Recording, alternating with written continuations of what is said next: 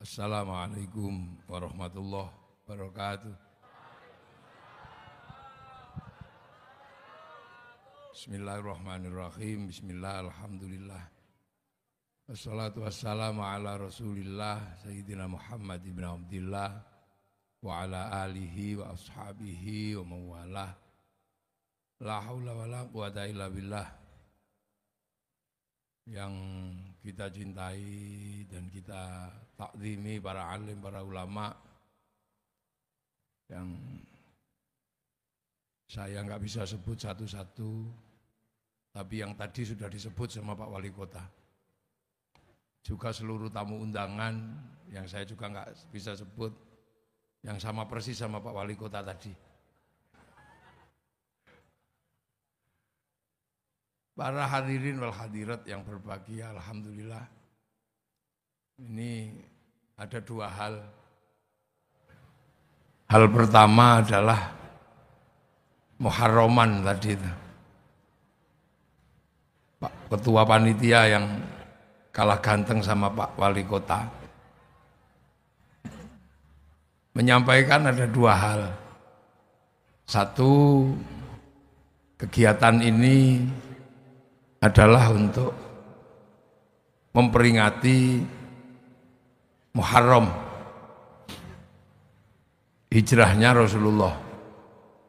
Yang kedua adalah untuk syuhada Cilegon. Nah, dua hal ini sesungguhnya sama-sama punya rangkaian dan kaitan. Karena sama-sama memperingati peristiwa tragis yang dialami oleh anak manusia. Yang satu adalah bahwa pada bulan Muharram yang tadi diperingati dengan santunan anak yatim, itu adalah mengenang sebenarnya sejarah di mana keluarga Rasulullah, yaitu Sayyidina Husain, dibantai di Karbala pada tanggal 9 Muharram atau 9 Asyura. Jadi Sayyidina Husain itu meninggal dengan cara dibunuh karena konflik politik. Makanya politik itu hati-hati, tugasnya Pak Wali Kota ini menjaga. Karena politik itu kalau sudah nggak terkendali, bahkan cucu Nabi pun menjadi syahid karena peristiwa politik. Konflik dengan Bani Umayyah waktu itu.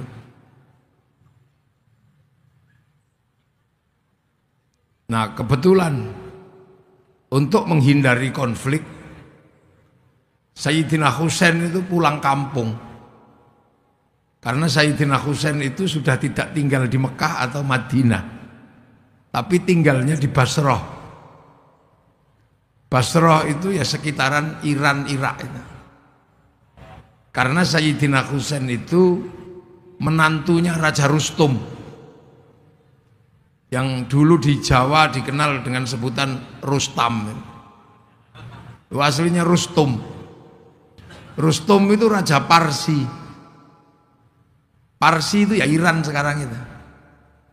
Dulu Parsi itu penyembah api atau Majusi. Makanya negara masa lalu yang pertama kali membuat mercon itu Parsi atau Persia.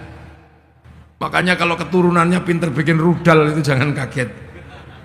Karena dulu Parsi itu pertama kali pembuat mercon. Mereka menyembah api. Nah, api Majusi itu ditaruh di bangunan tinggi sekali yang disebut Manaro. Makanya ketika Raja Rustum itu masuk Islam, tidak lagi menyembah api, apinya ditinggalkan tapi Manaronya ditaruh di depan masjid. Nah, akhirnya masjidnya orang Parsi punya Manaro. Nah, semua orang lihat Manaro depan masjid itu bagus. Maka kemudian Manaro diduplikasi, dicontoh oleh seluruh kaum muslimin sampai Cilegon namanya menara.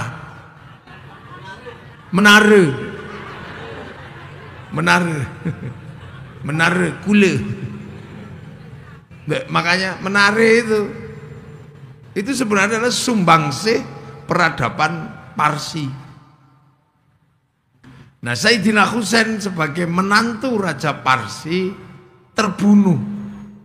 Makanya orang Iran itu yang disebut Syiah, kalau berduka itu sampai melukai diri sendiri karena berduka atas nama keluarga. Jadi orang Iran itu merasa berkeluarga dengan Sayyidina Husain karena Sayyidina Husain menantu Raja Rustom. Nah, terbunuh di bulan Asyura. Makanya kalau di tempat saya bulan Muharram itu disebut Suro. Kalau di sini Sure. Suro sama. Nah, itu karena Asyura. Jadi di sini lebih dikenal dengan sebutan bulan Suro. Karena Asyura diambil belakangnya Suro, kayak Muhammad ambil belakangnya Mat. Abdurrahim Rokim gitu. Nah, Asyura. Nah, bulan Asyura ini akhirnya kemudian diperingati oleh seluruh kaum muslimin bahwa ini bulan duka. Maka di bulan itu dulu seluruh kaum muslimin tidak bikin kegiatan yang sifatnya senang. Makanya di tempat saya, nggak tahu di sini bulan Suro itu orang tidak mantu, tidak menikahkan anak, tidak mengkhitankan anak, tidak pindah rumah.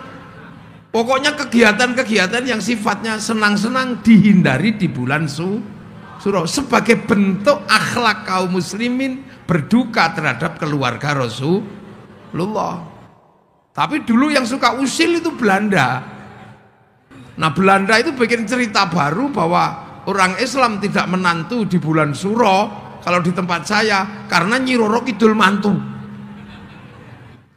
Itu tertuang dalam tulisan Belanda karya orang Indonesia atas suruhan Belanda namanya Ngabdullah, nulis sebuah tulisan serat yang dikenal dengan serat Darmo Gandul Gatholoco. Nah, itu nggak tahu. Nah, makanya kita ini masih punya tradisi itu. Orang di Semenanjung Padang sampai Jambi sana mereka membuat tabut itu seperti menara-menara kecil yang dihanyutkan di laut untuk menggambarkan keranda-keranda mayat yang waktu itu dipakai untuk mengangkat jenazah-jenazah keluarga Rasulullah. Itu sebenarnya akhlak kaum muslimin. Nah, apalagi di Indonesia akhlak itu penting karena kita ini bumi berakhlak, bumi bertata krama. Itu yang kadang kita lupa. Makanya anak sekarang ketika ngapain bulan Suro nggak boleh mantu, kamu jangan lupa bulan itu adalah bulan terbunuhnya keluarga Rasulullah. Makanya untuk mengenang selain tidak mantu, melakukan santunan anak yatim. Kenapa santunan anak yatim itu diutamakan di bulan Muharram? Karena hari anak yatim itu hari bulan Muharram atau Asyura. Dan ini kadang kita sudah lupa anak-anak sekarang bahwa ada masalah akhlak. Nah, itu. Nah, Islam yang mengalami proses perkembangan ini kan ketemu dengan budaya yang berbeda. Karena Rasulullah lahir tahun 571, itu saat dunia sudah berisi manusia, sudah penuh bangsa, penuh suku. Jadi Rasul itu lahir paling akhir. Tahun 300 Nusantara sudah punya kerajaan Kutai Kartanegara. 350 di Banten sudah berdiri kerajaan Saloka Negara. Tahun 400 berdiri kerajaan Taruma negara. Itu sebelum Rasul lahir. Jadi sampean jangan bayangkan ketika Rasulullah lahir di sana jahiliyah, tempat kita masih jahiliyah. Enggak. Nusantara sudah penuh kemajuan. Bahkan ketika Rasulullah lahir di Jawa bagian tengah sudah berdiri kerajaan Kalingga dengan Ratu Sima. Kerajaan Galuh itu berdiri tahun 500. Tahun 600 di Jawa berdiri kerajaan Mataram, mempersiapkan pendirian Candi Borobudur. Kita ini kadang kalau ingatan ruang waktu kita ini yang kadang lompat-lompat. Sehingga ketika menjelaskan Rasulullah itu seolah-olah dunia masih kosong seperti zaman Nabi Adam. Kalau zaman Nabi Adam itu memang dunia masih kosong. Isinya baru 2 orang, ya Nabi Adam sama Siti Hawa itu. Walaupun ketika Nabi Adam suka keluar dan gak pulang, Siti Hawa marah. Kok gak pulang-pulang dari mana?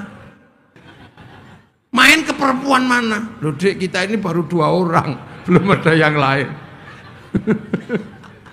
Loh makanya zaman Nabi Adam itu problemnya ya masih problem percintaan kan. Habil, Qabil. Nabi Nuh, Nabi Idris baru 1 suku. Nabi Ibrahim baru beberapa kerajaan. Yang itu sifatnya nggak gede. Tapi zaman Rasulullah lahir dunia sudah penuh. Makanya Islam itu pada akhirnya ketika keluar dari Jazirah Arab ketemu dengan peradaban yang berbeda-beda. Ini yang harus kita pahami. Kalau Islam sendiri waktu di Arab masih jahiliyah. Jahiliyah kenapa? Nggak ngerti Nabi orang Arab. Karena orang Mekah itu ditinggal Nabi terakhir itu Nabi Ismail. Jadi lama sekali orang Mekah itu nggak punya Nabi. Makanya yang tahu Nabi ya cuman Allah tok. Coba kalau Nabi Muhammad itu lahir di Filistin gitu. Orang Filistin ngerti Nabi. Karena di Filistin ada agama Yahudi, ada agama Nasrani. Di Madinah orang ngerti Nabi. Kayak Banten gini ngerti kiai karena nggak pernah kehilangan kiai. Makanya saya datang ya aman-aman aja, balik ya Gus foto. Karena ngerti kiai. Coba ketika saya masuk pedalaman Irian gitu yang nggak ngerti kiai, mesti saya dikira tim pemburu babi. Loh, ini beneran. Lah makanya ketika Nabi itu turun di Mekah, orang Mekah nggak ngerti Nabi. Yang tahu hanya Allah. Maka dokumen Al-Quran menyebut wakafa billahi syahida Muhammadur Rasulullah. Ya cuman Allah aja yang ngerti. Orang sana menyembah berhala, dia pagan nggak ngerti Nabi. Kalau dukun ngerti. Makanya ketika diajari Nabi orang Mekah susah. Tuhannya banyak diajari Tuhan satu. Konslet dia. Ini apa Tuhan banyak aja pusing apalagi cuma satu. Udah satu nggak kelihatan lagi. Diajari sholat ngadep Tuhan yang nggak nampak, ya pusing biasanya ada patung. Udah gitu sebelum sholat disuruh wudhu. Wah ngerepotkan aja Muhammad ini. Minum aja susah malah wudhu. Apalagi kalau lagi jinabat suruh mandi. Diminum aja susah malah ini disuruh mandi. Kan air jarang di sana. Apalagi jinabatnya orang Arab kan semalam bisa 8 kali. Kalau orang Serangan seminggu sekali aja untung-untungan. Lah ya kan, makanan susah. Makanan kan susah di sana. Cari hewan harus berburu. Nanem susah. Makanya orang Arab itu paling suka berkelompok. Karena apa? Berdagang kalau cuma 2 orang, habis diajar sama suku yang lebih besar. Berburu cuma 1-2 orang, nggak ketangkep itu buruannya. Memburu arnab atau apa kelinci itu, ya kecekel karena cuma 2 orang itu. Makanya mereka komunal. Saudaranya dihitung semua karena apa? Untuk kekuatan survival. Makanya orang Arab itu seneng ngumpulin saudara. Ibin sampai banyak. Untuk nginget saudara ini kalau butuh perang panggil semua, butuh berburu panggil semua. Orang sini lupa sama bin lupa. Karena sendirian bisa hidup di tengah sawah, hidup dia. Ya kan, air cari mudah. Ikan cari mudah di situ, pindah situ udah hidup, pindah situ hidup. Makanya orang Arab itu nggak ada kampung kecil-kecil, nggak ada kampungnya besar, Madinah. Makanya kalau bangun jalan cepat karena cuma satu akses. Lah kalau orang sini kan aksesnya banyak ke situ, ke situ, ke situ, segitu. Makanya jalannya kalau masuk kampung rusak. Karena butuh jalan yang banyak, nggak usah pusing, Pak Wali. Tak bela nih sama saya. Loh itu. Makanya kita punya desa dusun kecil-kecil banyak. Loh di Arab itu kan itu, makanya orang Arab itu ya monoton. Dari dulu ya begitu-begitu aja. Makanya jadi kiai di Arab itu enak karena nggak berubah yang dibahas. Begitu nyampe sini yang dibahas tambah banyak. Makanya kiai sini itu lebih pinter daripada kiai sana. Asli. Orang sana bahas hewan. Dari dulu itu ya cuman itu. Ya unta, kambing, kuda. Nggak ada terus sampai bakasan terenggiling, laron, musang, apa undur-undur itu nggak ada. Lah ya kan di sana kalau bahas makanan apa buah-buahan, ya palingnya dari dulu ya itu kurma, delima, jeruk itu. Nggak ada bakasan duren, kesemek, sawo, cipluan itu nggak ada. Ya kan ulama sana bahas hantu paling dari dulu 2, syaiton, jin. Nggak ada kayak di sini wewe gombel, genderuwo, suster ngesot, kuntilanak, mak lampir, grandong, kolor hijau. Coba itu kalau dicari nasabnya kira-kira sampai jin apa sampai syaiton. Jadi makanya kita ini dinamis karena ketemu dengan yang berbeda-beda. Nah disuruh puasa, orang sana pusing, ini panas gini suruh puasa, berlapar-lapar, wah ajaran yang aneh. Suruh haji, nengok kampung sendiri gini, batu. Makanya ja'a ghoriban wa sayaudu ghoriban. Islam itu asing bagi orang Arab. Karena apa? Bertolak belakang dengan caranya orang Arab. Mabuk enak nggak boleh, kelahi enak nggak boleh, godol istri orang enak nggak boleh. Ngerepotis, pergi. Akhirnya Nabi Muhammad disuruh pergi. Maka ketika mau pergi Rasul berdoa, Allahumma hdi qaumi fa innahum la ya'lamun. Ya Allah, tunjukkan umatku karena dia nggak ngerti Nabi itu. Makanya Al-Qur'an menyebut wakafa billahi syahida Muhammadur Rasulullah. Sampai akhirnya ada orang yang percaya. Orang sana ya percaya 1-2, yang akhirnya disebut walladzina ma'ahu atau sahabat. Makanya sahabat itu ya orang Arab. Namanya Abu Bakar, Umar, Utsman gitu. Itu namanya sahabat karena Rasul orang Arab. Nggak ada sahabat itu Robin Shah itu nggak ada. Iya kan? Nggak ada Prabowo, nggak ada. Mana ada? Ya itu. Terus ketemu sama orang yang nggak terima, namanya orang kafir. Orangnya ya sama Abu Jahal, Abu Lahab, namanya ya itu. Nggak ada orang kafir, namanya Mukidi itu ya nggak ketemu. Nah ini bentrok di awal. Sampai akhirnya terjadi rekonsiliasi. Ruhama'u bainahum tarahum ruka'an sujada yabtaghuna fadlan minallah wa ridwanan simahum fi wujuhim min atharis sujud. Semua tidak ada yang lain selain mencari ridho Allah. Loh sampai akhirnya disebut di situ Islam itu dzalika mathaluhum fit Taurat wa mathaluhum fil Injil kazar'in. Islam itu seperti digambarkan seperti tanaman. Maka keluar dari jazirah itu ada yang nanam. Nah yang keluar ke Parsi dibawa oleh Sayyidina Husain. Yang keluar ke Eropa dibawa Tariq bin Ziyad. Yang ke Cina dibawa Sa'ad bin Abi Waqqas. Nah yang ke Afrika dibawa sahabat Salman, sahabat Bilal. Jadi Islam itu yang nanam beda-beda. Bibitnya dari mana? Rasulullah. Sampai akhirnya ditanam di Nusantara. Makanya kalau di Jawa itu ada tembang lir-ilir tandure wusu. Tandur, tanaman itu pakai bahasa Al-Qur'an itu tandur. Sing nandur siapa? Ya para wali. Karena kedatangan ke sini ini daerahnya Majapahit, daerahnya Pajajaran, daerahnya Sriwijaya. Peradabannya sudah sangat maju. Majapahit sebagai penguasa terbesar Nusantara sudah punya slogan Bhinneka Tunggal Ika. Di sana masih diajarkan lakum dinukum Sini sudah Bhinneka Tunggal Ika. Loh, ini pelajaran-pelajaran besar. Makanya yang datang ke sini nggak mungkin orang sembarangan. Nggak bisa orang sembarangan. Makanya kalau ada yang menyatakan Islam di Nusantara diajarkan, disebarkan oleh saudagar, itu nggak mungkin.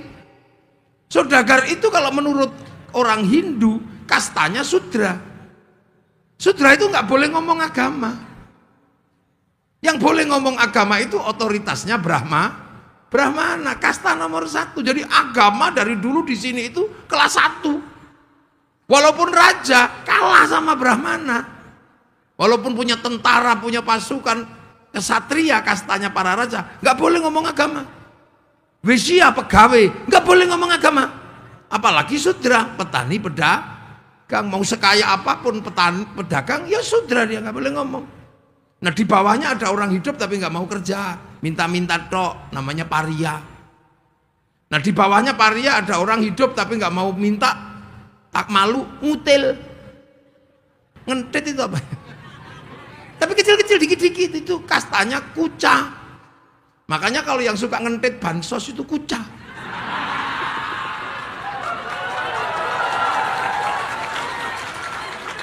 Kuca itu, kuca. Lah di bawahnya ada kasta namanya Mleka. Mleka itu maling tapi malu.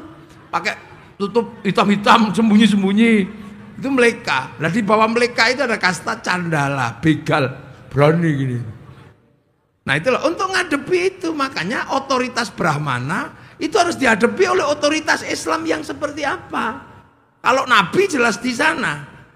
Nah otoritas inilah yang menyebabkan yang masuk ke sini yang imbang sama Brahma. Nah yang imbang sama Brahmana itu siapa? Wali. Wali itu la khaufun alaihim walahum yahzanun, punya karomah. Brahmana punya cakti. Makanya cerita tentang penyebaran agama itu tentang kesaktian, tentang apa? Karena kastanya ini memang kasta tertinggi. Kan gitu. Nah, wali-wali inilah yang bekerja tahu.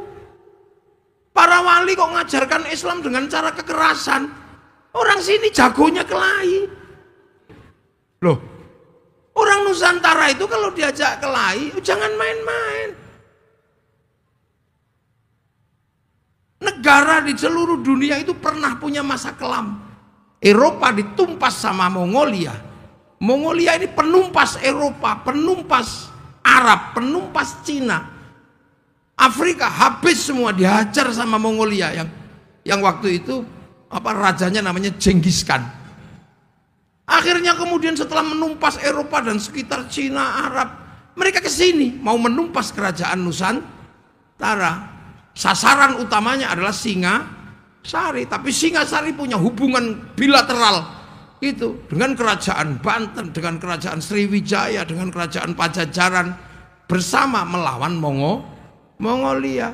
Utusannya dipotong kupingnya itu sama Kertanegara gitu. Jadi dulu nenek moyang kita sadis, utusan negara kok ngancam potong kupingnya. Makanya saya ingat waktu Pak Harto ada utusan IMF namanya Kamdesus itu. Ini di depan Pak Harto itu. Sambil teken tanda tangan Indonesia harus pinjam uang pada IMF. Kalau enggak 2001 bangsa ini akan mati. Pak Harto karena cinta pada rakyatnya tanda tangan dia. Itu kalau ingat betul, kalau enggak ada PBB mungkin Pak Harto sudah bawa pisau dipotong kupingnya Kamdesus itu. Perang akhirnya terjadi perang besar. Dihadang mulai Selat Banten sini, Selat Sunda ini sampai Malaka, dihadang dengan semua kekuatan. Apa yang terjadi? Mongolia yang tidak pernah dikalahkan oleh seluruh kekuatan tentara manapun bisa dihabisi di Nusantara. Satu-satunya negara yang pernah menaklukkan pasukan Mongolia adalah negara Nusantara. Loh, jadi makanya jangan diajak kelahi. Lah itulah masalahnya. Ini kalau diurut ke belakang nanti masalahnya sampai di VOC itu bodoh. VOC itu berdagang. Kalau cuma berdagang nipu-nipu gak ada masalah.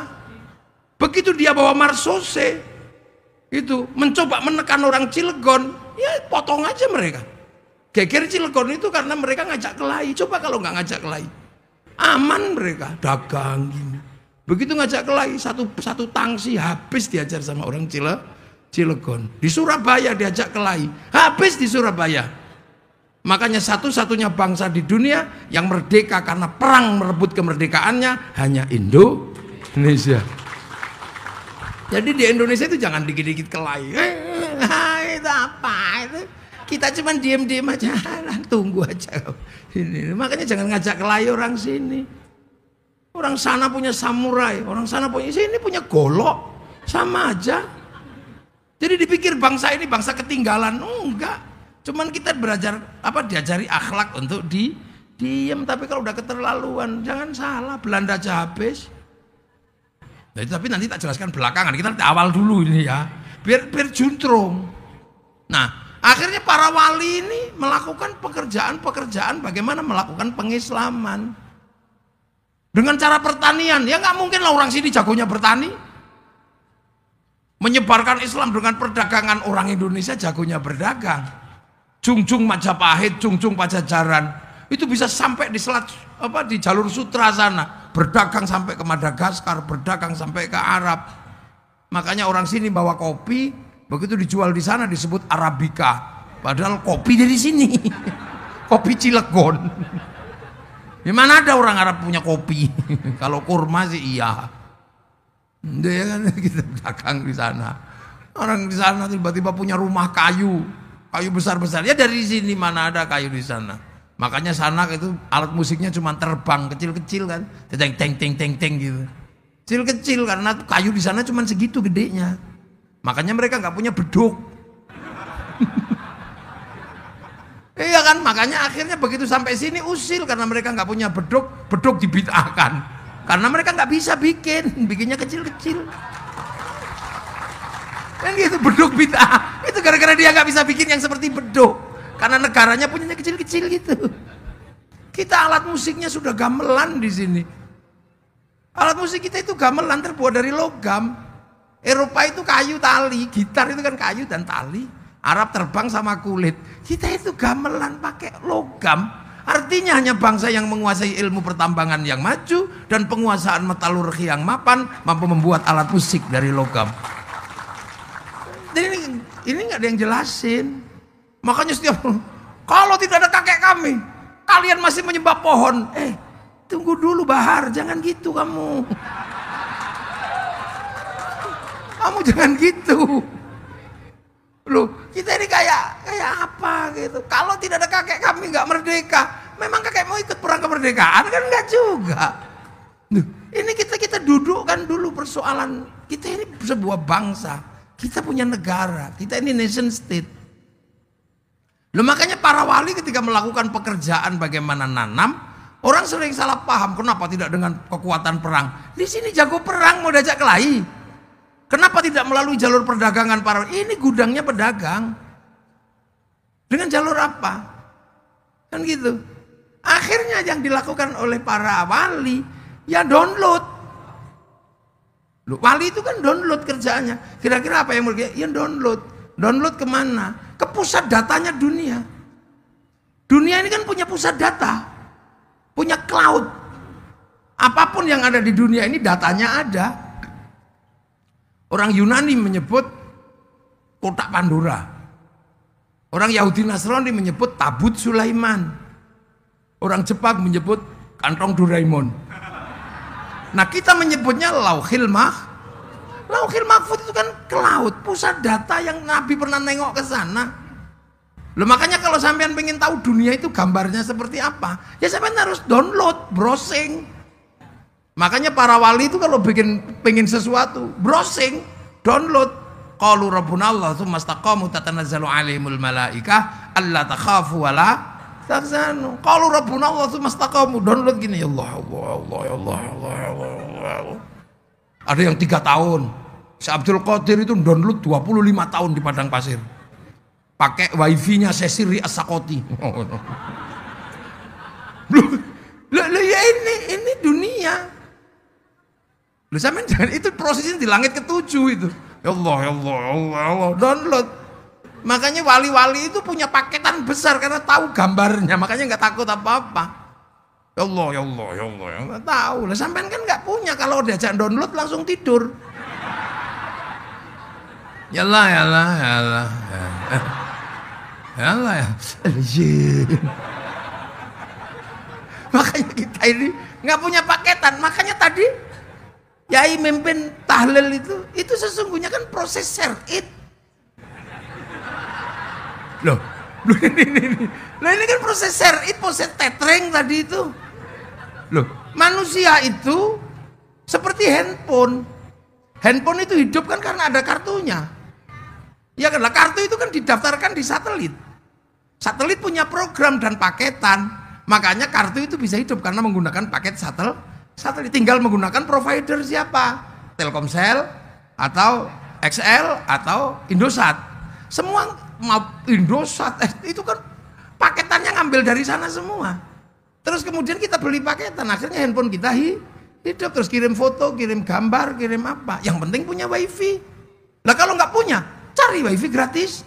Gratisan kan. .co.id pergi ke warung, kirim gitu. Lo kan sama manusia kan. Manusia ini kan terdaftar di sana. Alastu birabbikum qalu bala syahidna. Didaftar di Lauhil Mahfuz, terus dikasih paketan. Nyawanya sekian, rezekinya ini, suaminya ini, kan gitu. Makanya kalau paketannya habis ya kick, udah selesai.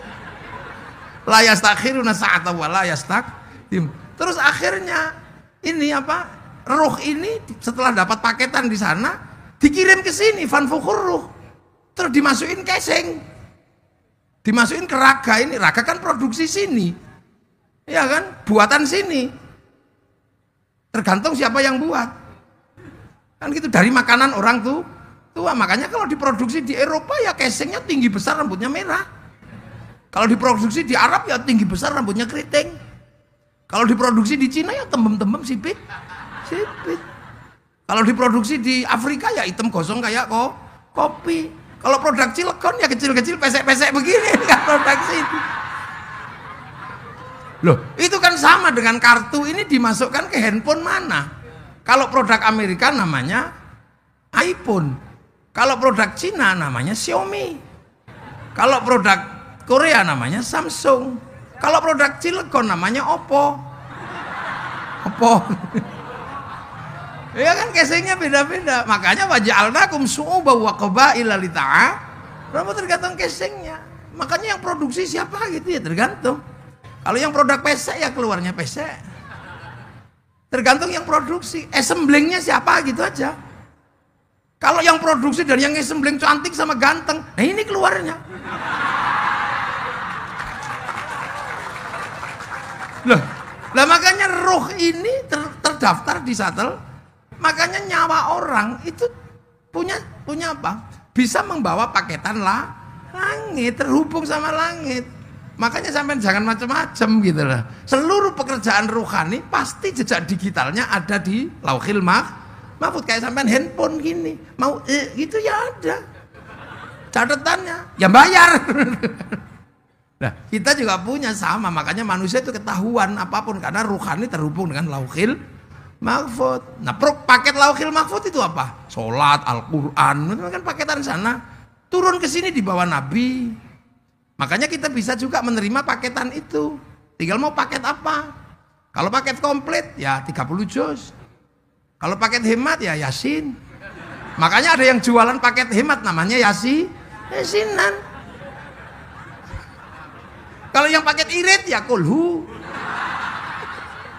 Iya kan? Kayak toko kecil ecerannya namanya tahlilan.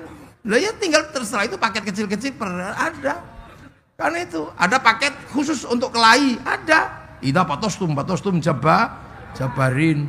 Ada paketan pemburu. Wama romaita id romaita walakinallaha roma.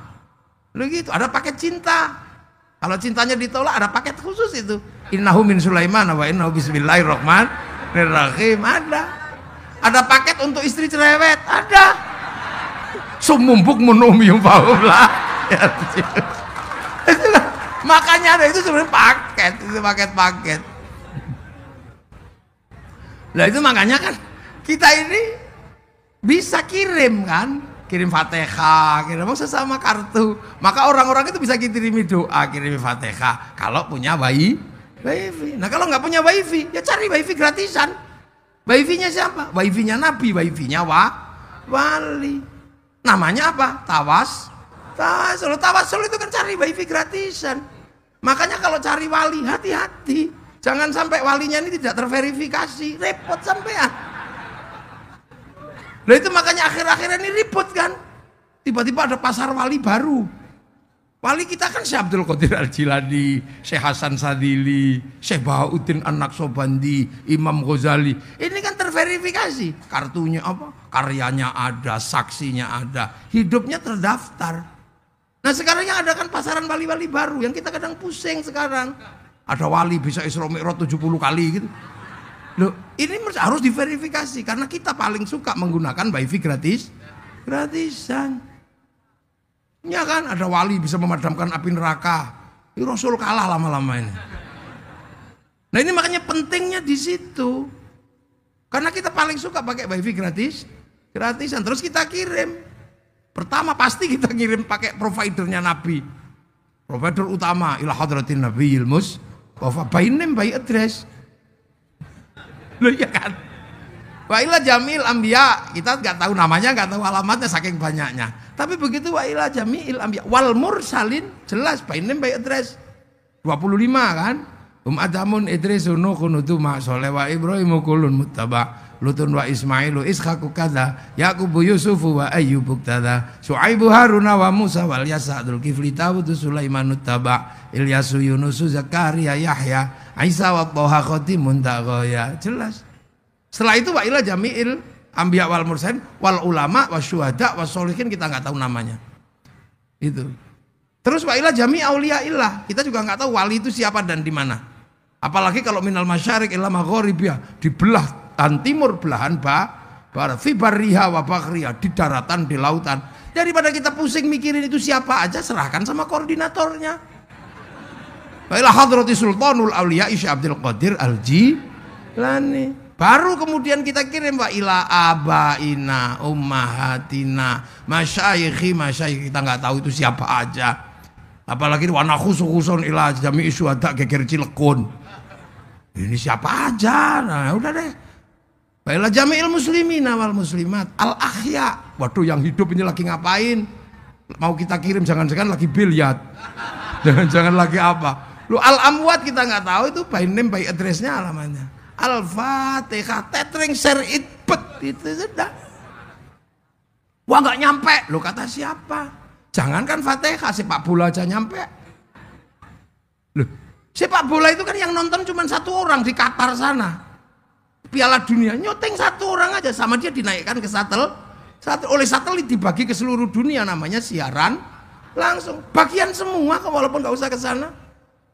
Iya kan? Makanya orang kalau nggak percaya doa dibagi, orang itu pasti nggak punya TV.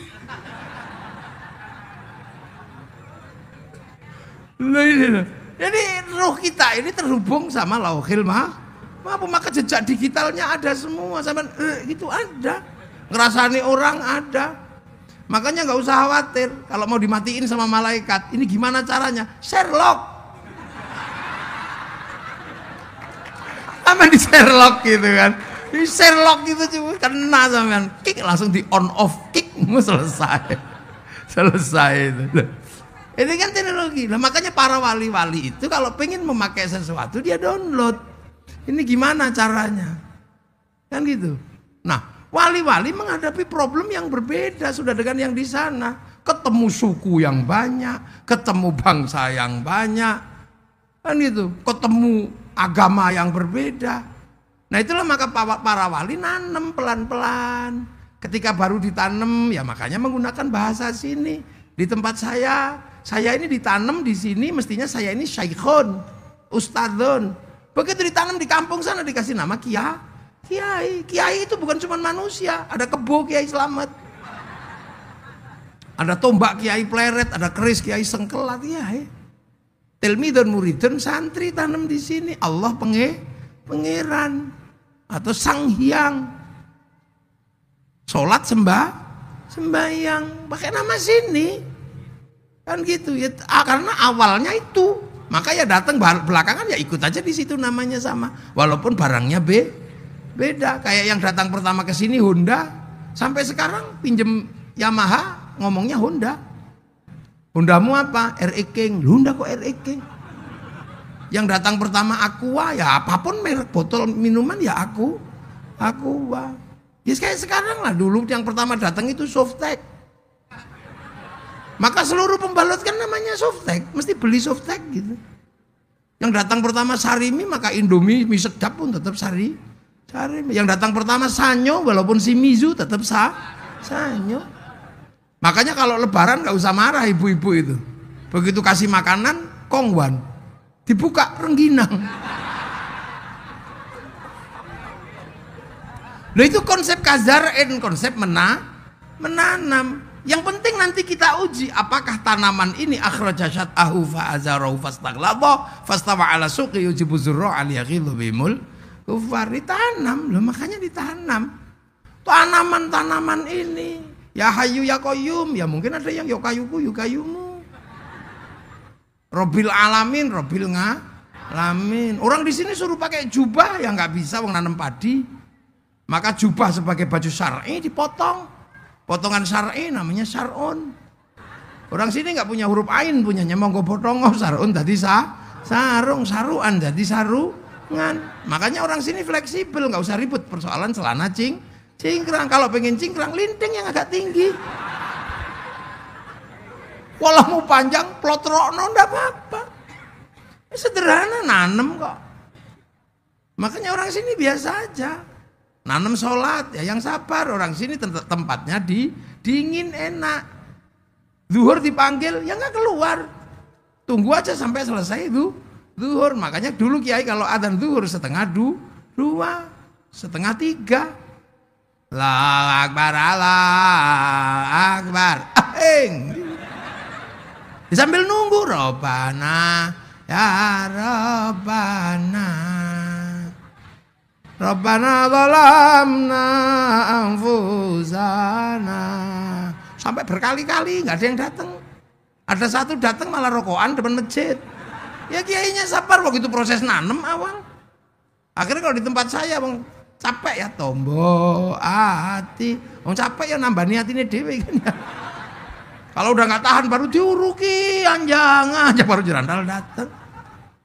Kan gitu. Begitu sholat ya biasa aja kiai sini. Yang ditanam itu orang sini matanya nggak bisa Makanya Allahu Akbar. Gak ada Allah. Ya orang sini matanya pasti nengok. Apa itu nyetop ya? Makanya di sini biasa Allahu Akbar. Karena apa? Mata orang sini nggak bisa sholat. Allahu Akbar. Mulutnya ini wajah tuh wajah ya. Begitu matanya melek, bu, sarungnya bolong.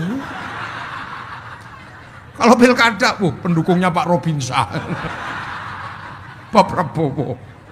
Lah ya kan, telinganya juga belum bisa sholat. Allahu Akbar. Tiba-tiba dengar bakso, ding ding ding, bakso. Bismillahirrahmanirrahim. Subhanallah rabbikal a'la alladzi khalaqa fasawwa. Lama ini, lama. Kenapa Pak Wali nunjuk ini jadi imam? Nah itu makanya kiai sini cepet-cepet. Habis sholat, la ilallah. Ngapain gedek-gedek begini? Ya biar nggak tidur. Lah kenapa bunyi? Biar ditiru. Tiru kan lo itu akhirnya tanam di situ. Puasa di sini ditanam, zakat di sini ditanam. Mau makanannya apa beras ya zakatnya beras.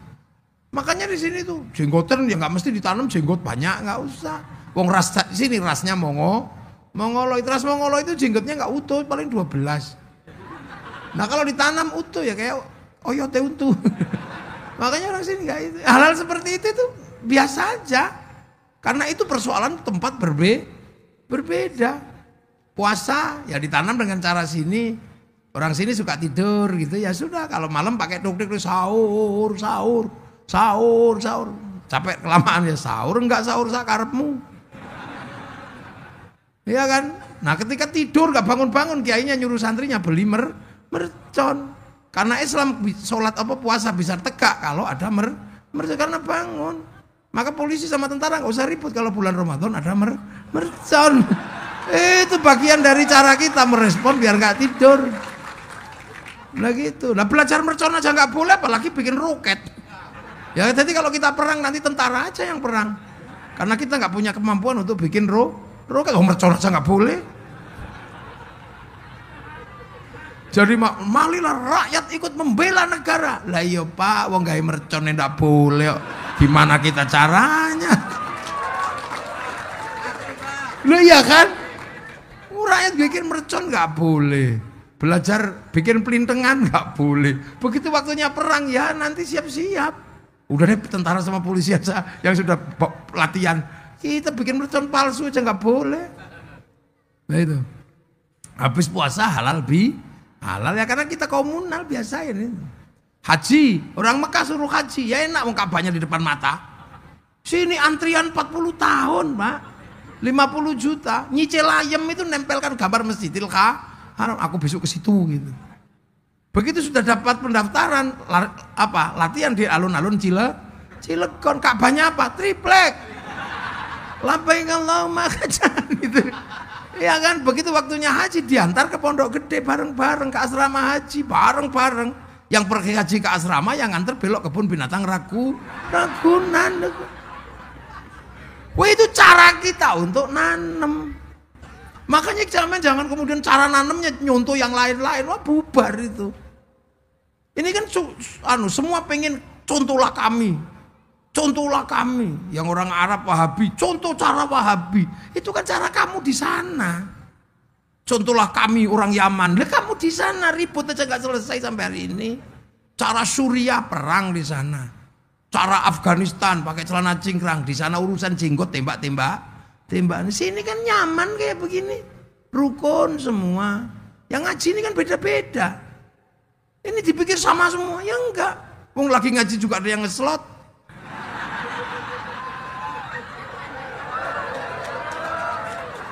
Udah kira-kira ada enggak? Mesti ono. Nomornya piro? Loh, akhirnya ditanam. Nah, ketika proses nanam para wali ini mengkader. Kadernya banyak, kemudian sampai ada wali Songo. Salah satu kader wali Songo itu adalah Sunan Ampel. Sunan Ampel punya kader Syarif Hidayatullah, Sunan Gunung Jati. Punya anak Maulana Hasanuddin pindah ke Banten. Lu kan itu, makanya bahasanya kan Jawa Serang. Iya, beli mengkonon. Nah para wali ini yang dipikirkan bukan semata-mata nanam agama dalam hitungan-hitungan yang disebut sebagai syarat rukunnya Islam. Tapi yang dipikir adalah ketika nanam ini terus yang jaga siapa? Kan ini tanah orang. Cara nanam di tanah orang ini terus yang jaga siapa? Ya akhirnya harus dijaga oleh sesama kaum muslimin bersama yang lain. Itu kan, makanya kalau konsepnya adalah konsep menanam, maka penjagaan pagernya harus ada, pengelolaan lahannya harus ada, terus menjaga manusianya punya konsistensi seperti apa. Nah itulah, maka kemudian ketika ketemu dengan manusia yang sudah memeluk Islam dan berbeda-beda, ini jangan sampai manusianya mati, karena kalau manusianya mati Islamnya ikut hilang, maka manusia harus dijaga. Karena laqad khalaqnal insana fi ahsani taqwim, sudah ditanamkan sumarodatna asfal illal ladzina amanu wa amilus sholihat. Sudah ditanamkan iman, terus jaganya gimana? Ya tidak sumpah Allah. Watin demi buah tin simbol Nabi Nuh, wa zaitun simbol Nabi siapa? Nabi Isa, Nabi Ibrahim karena Palestina. Wa turi sinin simbol Nabi Musa. Nabi Muhammad sumpah Allah apa? Wa hadzal baladil amin, dan demi keamanan bangsa dan negara. Makanya setelah wali nanem, yang dipikirkan adalah membuat bangsa dan negara itu aman. Berbicara tentang nation state. Makanya kemudian kader para wali bikin kerajaan untuk menjadi embrio bagaimana menata manusia Nusantara yang berbeda-beda, harus rukun, beda suku, beda bangsa, beda agama. Akhirnya menggunakan konsep apa? Ini yang lebih berat. Kalau cuma celana cingkrang aja gampang, tinggal dipotong cingkrang. Kalau cuma gini aja tinggal berubah gini udah sunnah. Kalau gini aja gini mudah. Tapi yang sulit adalah menata hidup seperti Rasulullah. Bagaimana menata orang yang berbeda suku, beda bangsa, beda agama? Yang dilakukan apa? Membangun konsep hidup ala Rasulullah. Kullukum ra'in wa kullukum mas'ulun an ra'iyati. Kalian semua adalah para pemimpin yang harus hidup saling bertanggung jawab antara yang mimpin dan yang dipimpin. Kesadaran setara adalah kesadaran ra'iyah. Ra'iyah adalah hidup berbeda suku, bangsa, agama, tapi saling bertanggung jawab. Dimasukkanlah konsep ra'iyah yang akhirnya menjadi konsep hidup bersama yang hari ini kita kenal dengan istilah rakyat. Satu-satunya bangsa muslim di dunia yang mayoritas mampu menggunakan konsep ra'iyah hanya muslim Indonesia. Jadi jangan dikira ra'iyah itu bukan ra'iyah, rakyat itu konsepnya Nabi. Saudi kembali menjadi kerajaan. Beberapa negara di Arab menjadi komunis. Kita ini ra'iyah, rakyat, kita bukan people. Kalau people itu vox populi, vox dei, suara mayoritas, suara Tuhan. Begitu dia mayoritas, dia diktator mayoritas. Makanya konsep khilafah dan ikhwanul muslimin tidak cocok dengan negeri ra'iyah Indonesia. Kita juga bukan komunis. Kalau komunis itu proletar, diktator proletariat. Makanya nggak cocok. Kita ra'iyah, akhirnya setara. Yang tadinya kawulo, nggak punya hak konstitusi, bisa pidato kule. Yang tadinya hamba sahaya, nggak punya hak konstitusi, bisa pidato saya. Yang tadinya abdi itu bisa pidato abdi mah. Yang tadinya pukulun para dewa, bisa pidato ulun di Banjarmasin. Itu konsep kesetaraan yang dibangun oleh Rasul. Lo tidak membedakan suku, tidak membedakan bangsa, tidak membedakan agama. Itu konsep egaliternya Rasulullah dan berlaku di Indonesia. Makanya kalau ada orang mengatakan kakek kami, kakek aneh, ya enggak masuk mas. Kita ra'iyah, rakyat setara. Inna akramakum indallahi atqakum. Nah, makanya ra'iyah ini kalau ngumpul namanya musyarakah. Musyarakah itu jadi masyarakat itu. Bersekutu, nggak ada keributan. Semua saling melengkapi. Ya kan, kiai sholat. Sholat itu nutup aurat, tutup aurat itu kain. Kain itu urusannya pabrik kain. Yang punya kain pabriknya itu Cina. Makanya kiai jangan suka ngamuk Cina. Kalau kiai ngamuk Cina, Cinanya pergi, udah kamu. Lu itu makanya kiai-kiai itu tawassut, tasammuh, tawazzun.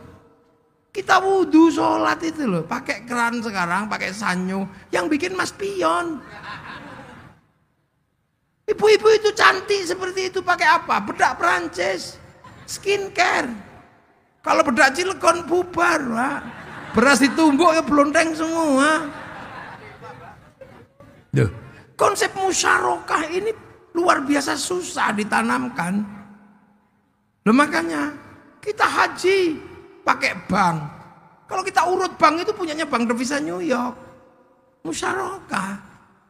Kita ini makanya Rasulullah ketika berbicara tentang agama, mayuridillahu bihi khairan yufaqihu fiddin, yang dikehendaki menjadi baik oleh Allah dikasih ngerti urusan agama. Khaironnya nakirah, maknanya khairon kamilan, kebaikan yang sempurna. Baik sempurna bukan milik manusia, itu milik Allah. Maka kalau ada manusia baik pasti tidak sempurna. Sekarang saya tanya, kebaikan malam hari ini pengajian baik apa enggak? Terus yang paling baik siapa? Loh ya saya. Yang lain gak ada yang dikasih kursi, cuman saya. Ya karena orang baik. Pak Wali itu mau pengajian tadi nggak berani mulai ketika saya belum datang. Karena orang baik. Nah ini kalau mau tahu malam hari ini baik, orang paling baik siapa? Ya Kiai Muafik inilah orang paling baik. Nggak usah bantah sampean.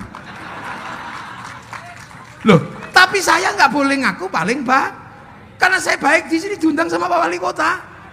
Kalau nggak diundang Pak Wali Kota, ya saya nggak di sini. Sama Susi mana orangnya? Diundang. Nah kalau gitu baik saya apa baik Pak Wali? Ya nggak bisa. Saya nggak datang Pak Walinya jelek. Masa datengin Kiai aja nggak bisa, lo kan gitu.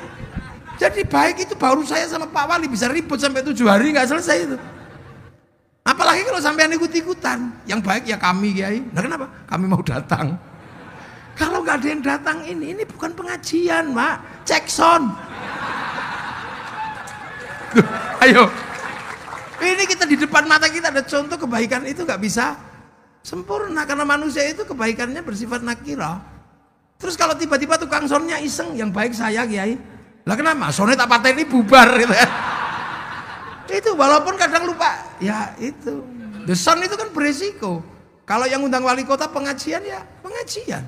Kalau yang undang Adela ya beda lagi. Ya kan pasti beda. Dia kadang lihat pengajian, kadang lihat rock segini. Tergantung yang undang siapa kalau sound. Biarlah semua berlalu, hadapi seperti apa, bunga kan mekar di kemarau. Lah sama kan? Ibu-ibu itu pengajian ya datang, dangdutan juga datang sama aja. Baik itu nggak pernah berdiri sendiri, Pak. Iya, kata tukang tendanya, yang baik ya kami Kiai masang tenda. Kalau nggak ada tendanya gerimis bubar. Padahal biasanya yang masang tenda ini sholatnya juga nggak rajin. Loh, mana ada baik itu berdiri sendiri. Makanya manusia ini pusat musyarakah, persekutuan. Makanya manusia hidup aja diajarkan Allah doanya Allahumma barik. Lah, nah kenapa bukan barikli? Kenapa mutakalim al ghair bukan mutakalim waqta? Ya karena makan itu nggak bisa sendiri. Sampean begitu ngambil nasi, sampean pasti melibatkan pabrik piring. Itu yang bikin siapa, agamanya apa, kita nggak pernah peduli loh itu. Setiap makanan ada perusahaan piring. Begitu kita lihat nasi, pasti ditanam di sawah. Sawah pasti melibatkan negara, ada agraria, BPN. Tanpa itu bunuh-bunuhan rebutan sawah. Tumbuh besar karena pupuk, pabriknya entah di mana, insinyurnya siapa. Begitu dipanen, pasti ada alat pemanen padi. Itu pabrik alat mesinnya di mana. Begitu kita masak, di situ ada pabrik kompor, ada pabrik rice cooker, ada pabrik gas. Itu multinasional, transnasional sudah. Begitu kita makan dibumbui, ada yang nanam cabai, ada yang nanam tomat, ada yang nanam bawang, entah di mana. Setelah itu enak kita kasih garam. Orang Cilegon punya garam, nggak punya. Yang punya orang Indramayu dan sekitarnya ke sana. Iya kan pakai tambak-tambak garam itu kan. Sampai tahu waktu bikin garam di tambaknya nggak kencing. Ya kita kan nggak ngerti, jangan-jangan kencing. Makanya orang Jawa curiga sama tukang bikin garam, makanya garamnya dikasih nama uyah. Hanya khawatirnya ketika bikin uyah, nguyuh. Loh kan, selesai makan kita ngambil anggur merah, tadi ada di situ. Itu bukan tanaman Indonesia, itu tanaman Amerika, New Zealand, Cina, tanaman Australia. Itu kita datangkan pakai impor, berarti melibatkan negara. Negara menunjuk menteri perdagangan, di situ ada eksportir, importir dengan departemennya masing-masing. Ketika terjadi kesepakatan, ada bill of lading, ada letter of intent. Ketika terjadi transaksi, pasti ada hubungan bilateral, berarti melibatkan obligasi, pasti melibatkan perbankan, hubungannya pasti Bank Devisa New York, punyanya Rothschild Rockefeller. Mau apa gitu? Ayo, makanya kita ini konsep hidupnya musyarakah, masyarakat, tidak boleh saling menindas. Nah makanya kalau punya kepentingan bersama membentuk nation state, mari kita bersama-sama, konsepnya wasyawirhum fil amri, musyawarah. Makanya kalau mau melibatkan diri dalam musyawarah, kita punya lembaga majelis permusyawaratan itu sunnah semua di situ. Sunnah yang paling berat itu bukan yang kemudian kado cingkrang, makan 3 jari, itu sunnah mudah. Sunnah membentuk negara ini sunnah yang paling susah. Makanya kalau mau musyawarah tinggal daftar. Pengen terlibat musyawarah jadi kepala desa, daftar ke panitia. Pengen terlibat musyawarah menjadi wali kota, daftar ke KPU. Pengen jadi DPR, daftar ke KPU. Kamu nggak peduli anak siapa, turunan siapa, nggak peduli agamamu apa, daftar boleh. Setelah daftar dan diterima, pilihannya cuma 2. Cari pengikut sebanyak-banyaknya. Kalau nggak dapat, beli. Loh ya kan? Loh ya iya. Yang penting jangan politik. Kalau money politik ditangkap polisi sama tentara. Namanya lain, uang bensin. Kalau diterima masjid, sumbangan. Kalau diterima kiai bisyarah. Itu karena dulu yang nata ini semua adalah para wali, maka teritorinya disebut wilayah. Al-wali punya wilayah. Loh, makanya Indonesia itu disebut wilayah karena kita punya para wali. Kan gitu. Wilayah itu yang bersatu menjadi NKRI, Negara Kesatuan Republik Indonesia. Loh itu.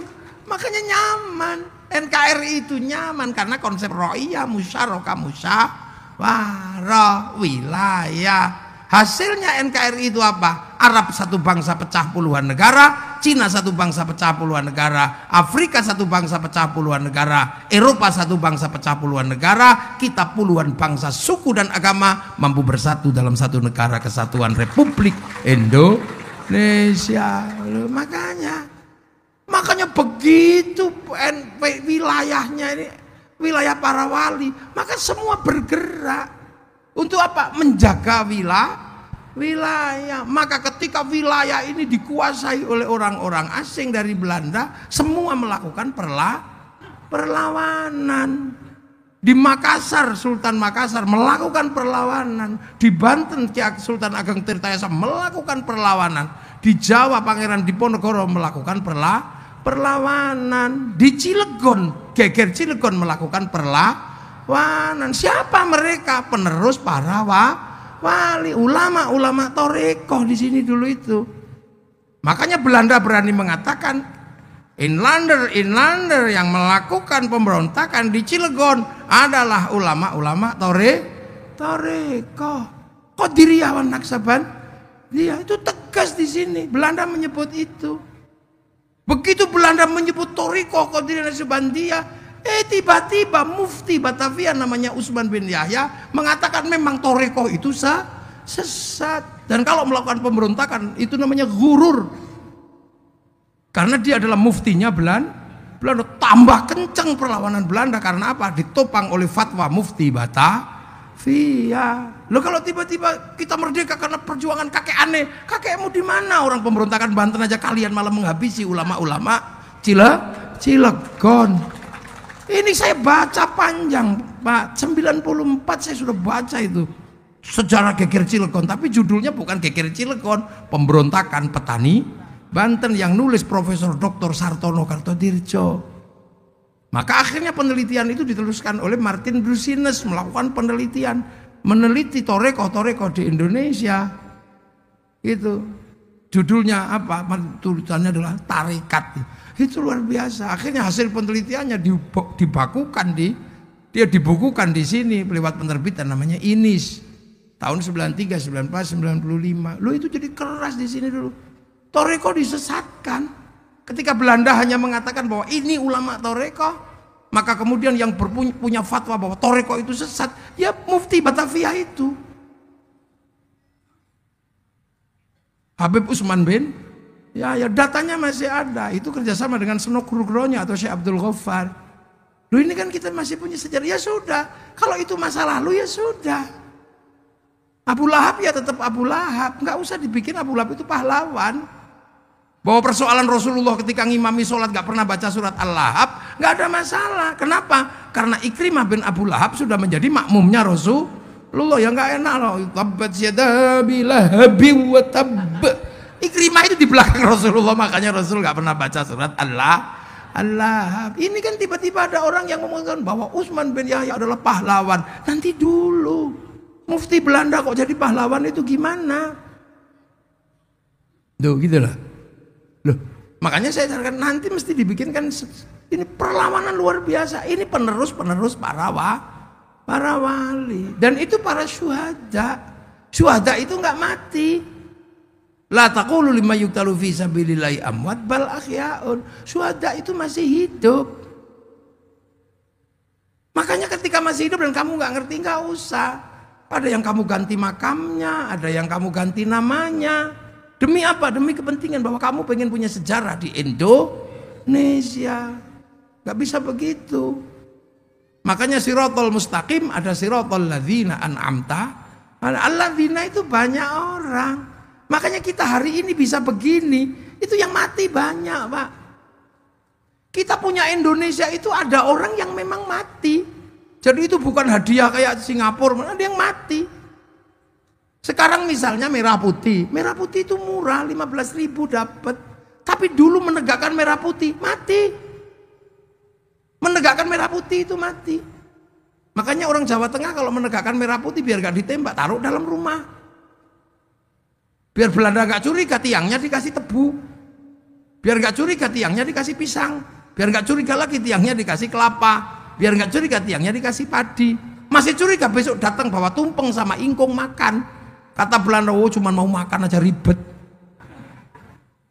Tapi Belanda gak tahu begitu makanan habis, padi mengering, rontok, kelapa rontok, pisang rontok, tebu mengering. Yang tersisa tinggal merah putih di dada kami anak-anak Indonesia. Lah sekarang merah putih itu nggak minta nyawa, cuman minta gini tok, kayak gini tok. Itu aja ada yang bid'ah, ada yang musyrik. Itu mesti zaman perang kayak buyutnya mata-matanya Belanda ini. Ini nggak ada yang cerita, sehingga kita akhir-akhir ini selalu diceritakan berbeda. Karena kenapa saya sekarang banyak cerita? Dari dulu saya cerita, tapi sekarang lebih kenceng ceritanya. Karena apa? Kita punya bangsa. Amerika. Ini begitu dia menjadi negara, dia menanggung kehidupan orang Amerika. Orang Amerika ketika keluar ke negara lain pasti ditangkap, diminta dokumennya karena membentuk negara itu resikonya adalah warganya tidak lagi bebas keluar masuk negara orang. Sama Indonesia begitu membentuk nation state, sampean nggak bisa lagi ke negara orang, sampean warga Indonesia kerja di Malaysia ditangkap sampean. Makanya begitu membentuk negara, negara harus kuat melindungi rakyatnya. Agar negara kuat, maka rakyatnya harus mengerti bahwa perjuangan masa lalu juga berat. Makanya Amerika ketika dia menjelaskan bangsanya, dia nggak ribet, cukup lewat film Hollywood. Dia jelaskan masa lalu Amerika lewat film Bill West sampai The Last of the Mohican. Nah ya, ketika dia gagal di Vietnam, dia bikin Rambo 1 sampai 6. Bangsanya nggak boleh malu. Kalah dengan Cina, dia bikin film American Shaolin, American Kung Fu. Kalah sama Jepang, dia bikin American Ninja, American Samurai. Bahkan samurai terakhir dari Amerika namanya Tom Cruise dalam film The Last Samurai. Duh. Ini negara. Kalah dengan Irak, dia bikin Hot Shot 1 sampai 2. Gagal dalam terorisme dalam bikin film 12 Strong. Cina juga sama, dia menjelaskan masa lalu bangsanya, mulai dari ular putih sampai ular hijau, mulai dari Wong Fei Hung sampai Sun Gokong, dia dijelasin. Jepang juga sama, jelasin masa lalunya. Film-film samurai dijelaskan karena dia menanggung dumping.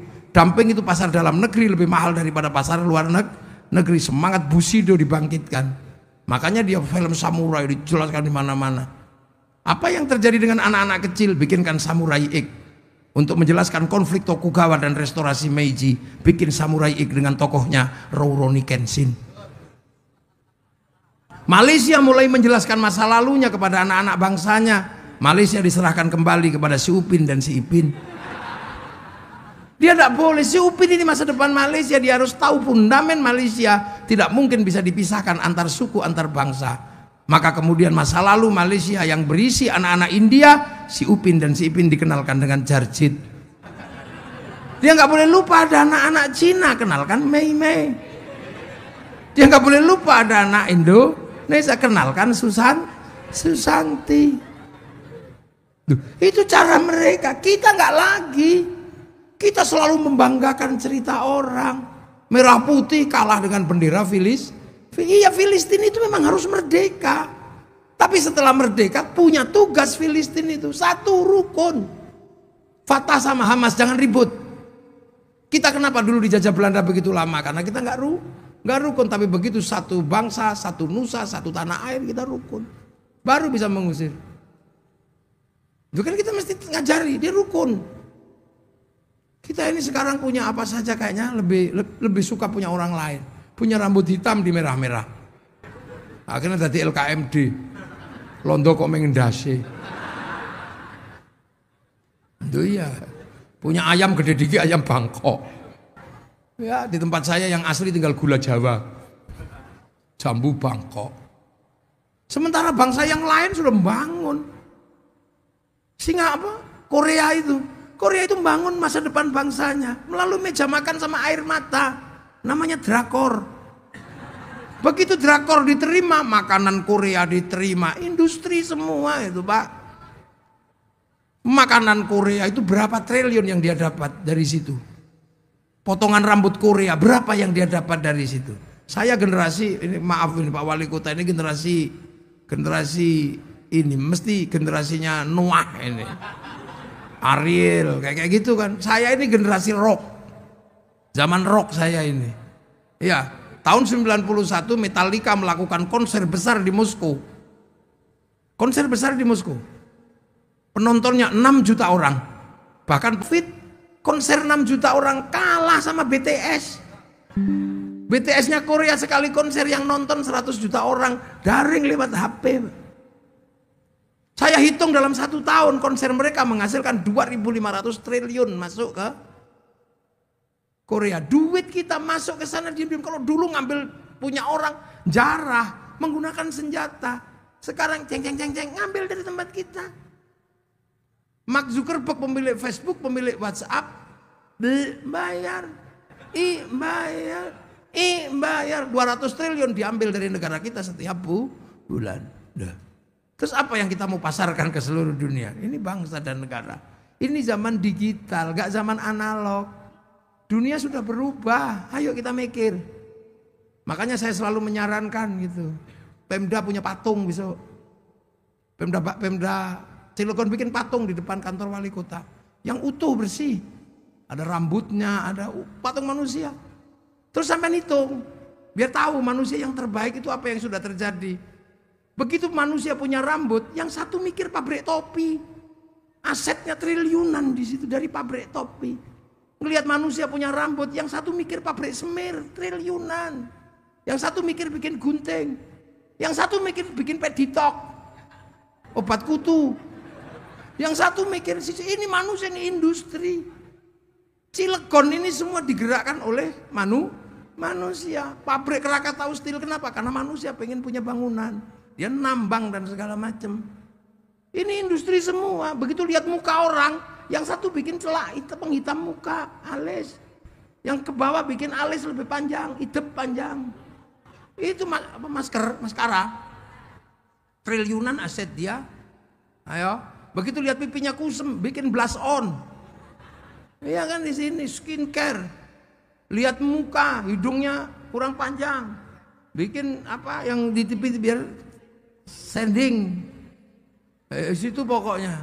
Begitu lihat mulut orang, yang satu bikin odol. Mereknya macam-macam triliunan. Dari mulut manusia punya aset triliunan. Yang satu giginya monyong bikin behel. Bikin sikat, itu dari muka manusia, aset dunia digerakkan. Sampai di sini bikin cukuran, tatra, silet. Kita malah ribut ini panjangnya seberapa. Ini duit semua, kita nggak pernah mikir itu. Itu belum sampai lihat jari bikin kutek, manikur, pedikur, alat potong kuku. Lihat puser, kita lihatnya syahwat. Orang lain lihat bikin katok ke bawah. Dari celana panjang sampai celana pendek, mereknya apa aja triliunan. Di dalam celana diurus sama dia. Iya kan? Ya diurus semua. Yang keluar lewat belakang menghasilkan pabrik Pampers triliunan. Kalau keluarnya terlalu lancar menghasilkan pabrik Introstop. Kalau keluarnya seret melahirkan pabrik Dulcola. Habis melahirkan tisu basah. Duit semua. Yang depan melahirkan pabrik kondom. Ayo, itu duit semua. Itu manusia. Dan sekarang digerakkan, dunia berubah. Makanya kita bisa melihat sekarang ini dunia berubah. Dulu kita mau lihat kucing Afrika, kita nunggu flora dan fauna. Sehari ditunggu keluarnya Pak Harmoko, Pak Murdiono. Sekarang di sini semua dunia ini tinggal pencet. Kucing Afrika keluar, tengu Afrika, bokong India keluar, ini semua di sini. Makanya televisi hilang. Koran tiba-tiba nggak ada, wartel cabut, apa aja hilang. Perusahaan-perusahaan gulung tikar, kenapa? Dunianya berubah. Kita dulu paling seneng kan kalau rindu kepada kekasih. Kita itu menghasilkan industri gede, kerinduan itu dulu. Menghasilkan industri kertas cinta. Warnanya pink, mereknya Harvest, baunya mawar. Kalau sampai keliru bau melati, bau gendruwo. Iya kan, terus kita mulai nulis kartu pos untukmu kekasihku. Entah kenapa aku merindukanmu malam hari ini, seberat gunung Krakatau. Meledak-ledak. Semoga tidak terjadi ledakan seperti tahun 1883. Pasti ada tsunami di hatiku. Kamu pasti asalnya Cilegon ya. Kenapa? Ledakanmu seperti Krakatau. Kekasihku. Loh, dulu kan begitu kan, kalau pinter-pinter kita tulis. Itu Susi itu dulu paling pinter tulis surat cinta. Wong itu ngomong-ngomongan saya di Jogja. Ikut saya berapa tahun dulu. Kekasihku, entah kenapa malam hari ini aku merindukanmu. Di saat aku menulis surat cintaku ini padamu, aku ragu apakah cinta kita akan bersatu. Karena di samping rumah tetangga sedang memutar lagu Isabella. Dan lagunya Poppy Mercury. Lagu antara Jakarta dan Penang. Dua-duanya tentang putus, kekasihku. Dan semoga lagu ini tidak menjadi isyarat buruk. Karena sampai hari ini aku tahu bapakmu masih belum merestuiku. Itu kan dulu panjang gitu kan.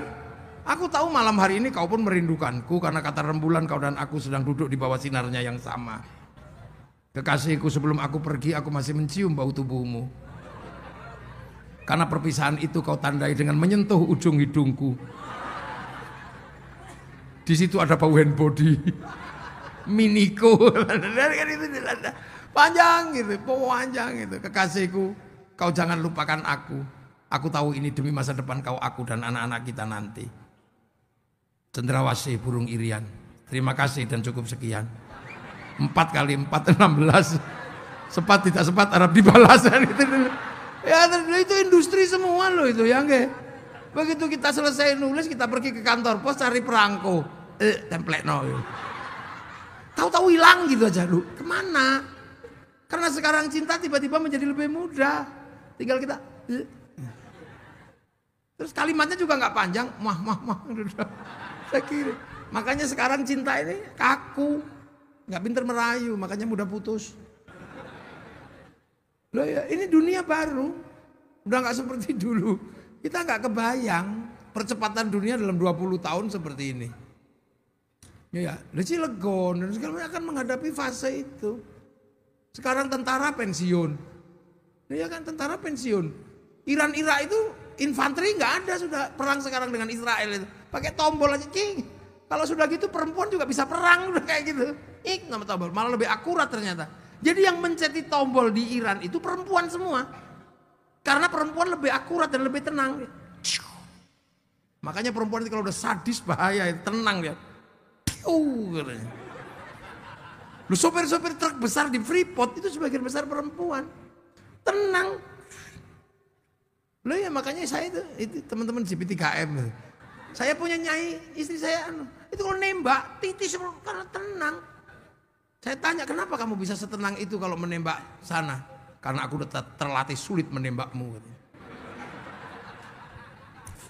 Loh, perempuan roket. Loh, sekarang dunia baru ini nggak usah Jen pensiun. Loh, Jen itu pensiun. Dulu kalau mau urusan cinta, Jen didatangkan Sunan Mata Kaji Hajiku Jaran Kuyang gitu dulu. Sekarang Jen cinta udah berhenti, karena cinta tumbuh bersama Avanza.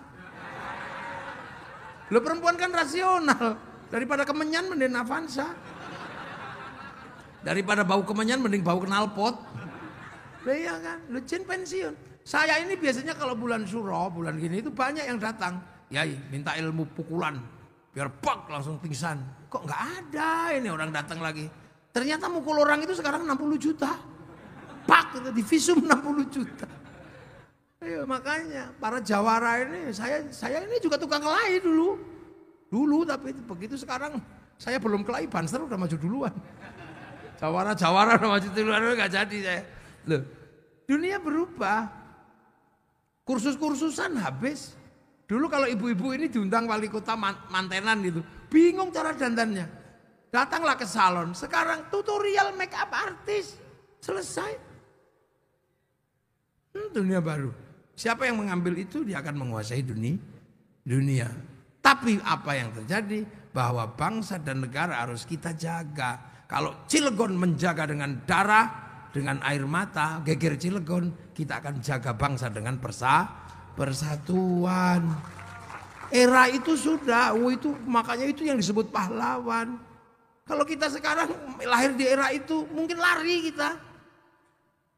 Orang di era itu berani perang, mati berani. Kita ini BPJS belum turun, ributnya udah setengah mati. Makanya generasi kita tidak dilahirkan Allah di zaman Cilegon. Coba kalau generasi kita lahir di zaman itu, lari kita. Orang model begini. Dulu tanah kerajaan Banten diserahkan sama NKRI. Sekarang kena 1 meter ribut sampai Mahkamah Agung. Jadi nggak kelas kita sama para pahlawan itu, nggak ada kelasnya. Hebat-hebat keturunan Sultan ini, punya masa lalu nenek moyang yang hebat-hebat. Geger Cilegon, Kiai Wasid ini hebat, orang berani gini.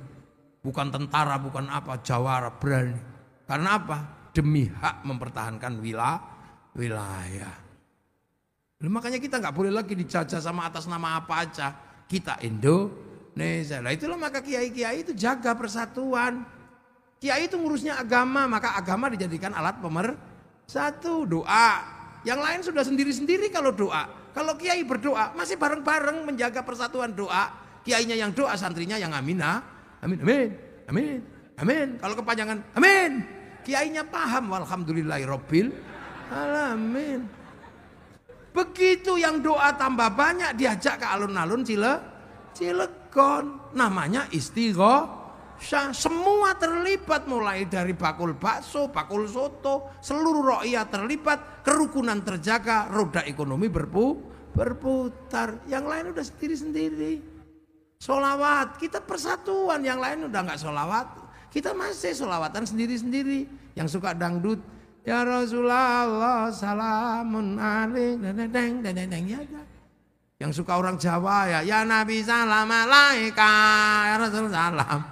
Itu yang orang Sunda ya Rasulullah salam salamun alaik. Yang santri marhaban ya nurul aini marhaban marhaban. Begitu yang sholawatan tambah banyak dibawa ke alun Cilegon bersolawat, bendera laku, slayer laku, apa aja laku. Loh, ada orang meninggal kita bersatu 3 hari, 4 hari, itu ayam laku, jajanan pasar laku, tahun sekali kita khol, tenda laku, son laku, sama terhadap makam para leluhur kita ziarah, para wali kita ziarah, bis pariwisata laku, sampai di makam para wali jualan nasi laku, jualan celana laku, tasbih laku, sampai copet bisa hidup di makam para wali. Terus di situ kita rukun, kiainya yang tua, la ilaha illallah, la ilaha illallah. Tiba-tiba datang kiainya lebih muda ketua Ramadan, sallallahu ala Muhammad, sallallahu ala Muhammad. Ini katut ini yang la ilaha sallallahu alaihi.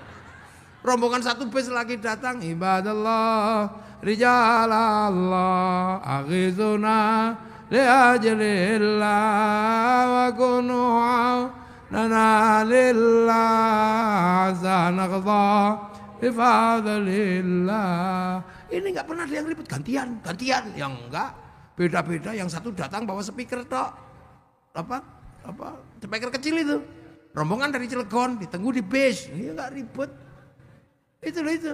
Begitu kita ziarah ke makam para leluhur, kita punya kebanggaan bahwa kita punya masa lalu, kita mencintai para leluhur, dan tanah itu kita cintai karena tempat bersemayamnya para leluhur. Setiap titik-titik yang kita menghasilkan cinta, di situ akan terbangun rasa cinta tanah air. Makanya teroris tidak pernah tumbuh dari orang yang suka ziarah kubur. Mau ngebom Banten gak enak sama makam para wali Banten.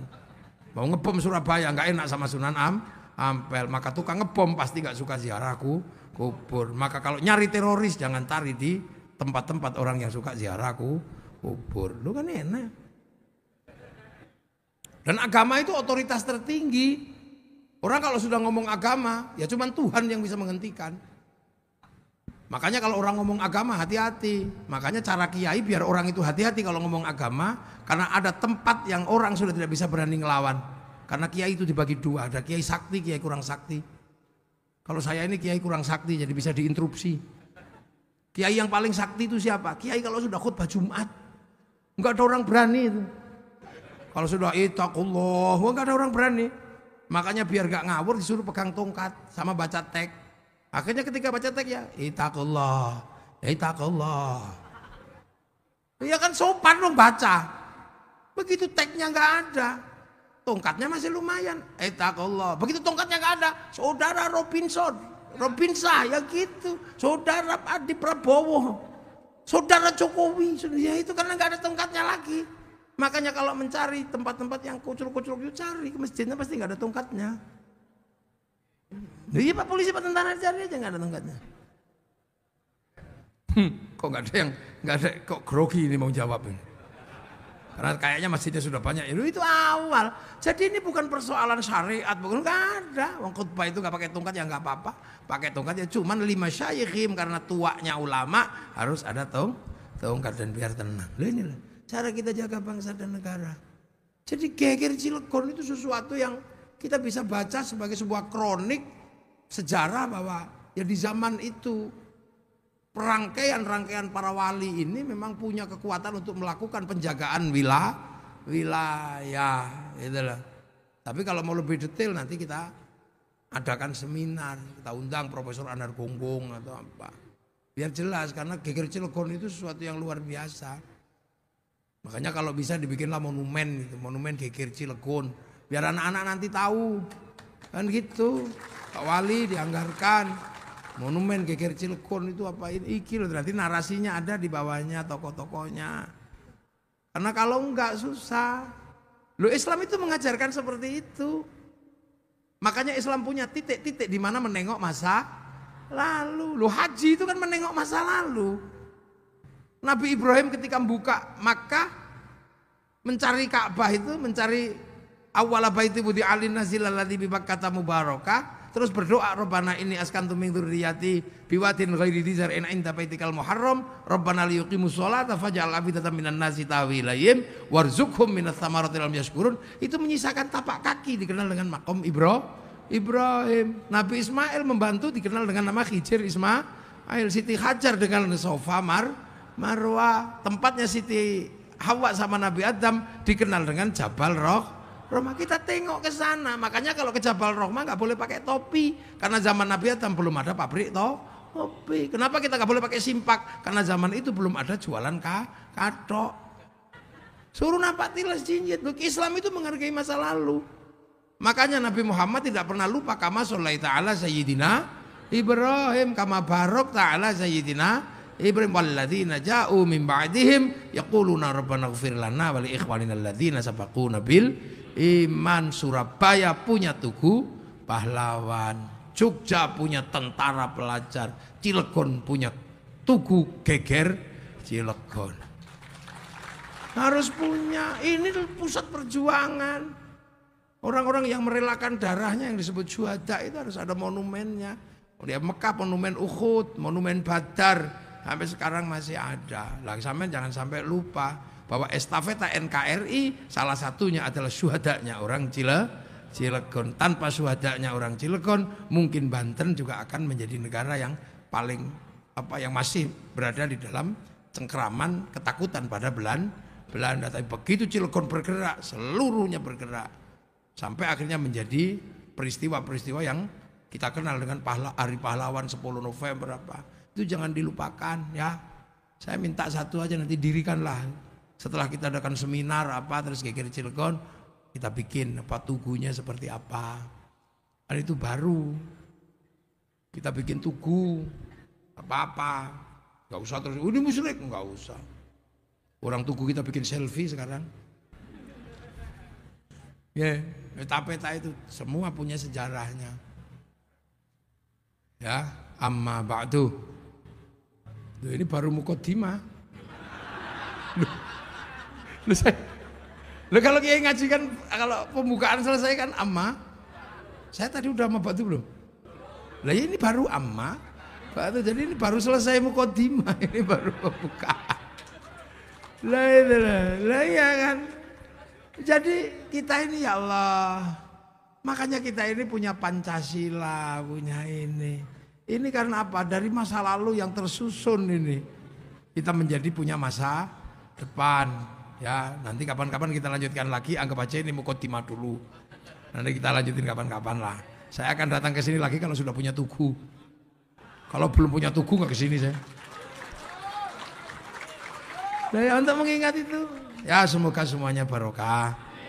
Syuhada Cilegon mendapatkan tempat yang indah di sisi Allah Subhanahu Wa Taala.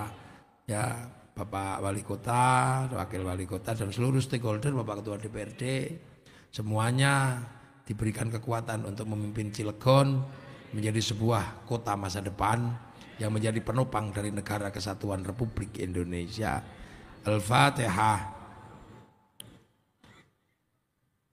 Iyyaka na'budu wa iyyaka nasta'in ihdinas siratal mustaqim siratal ladzina an'amta 'alaihim ghairil maghdubi 'alaihim waladdallin. Bismillahirrahmanirrahim. Alhamdulillahirabbil alamin. Hamdan na'imin hamdan syakirin hamdan yuwafi ni'amahu wa yukafi mazidah.